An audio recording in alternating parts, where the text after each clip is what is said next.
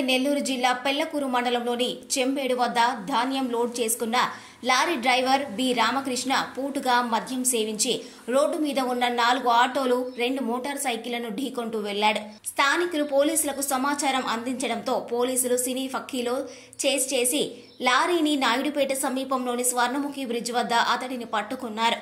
ఈ పట్టుబడిన lorry driver కు స్వల్ప గాయాలు కావడంతో నాయుడుపేట ప్రభుత్వ ఆసుపత్రికి తరలించి చికిత్సలు అందించి పోలీస్ స్టేషన్ కు తరలించారు. ఈ మేరకు పోలీసులు కేసు నమోదు చేసి దర్యాప్తు చేస్తున్నారు.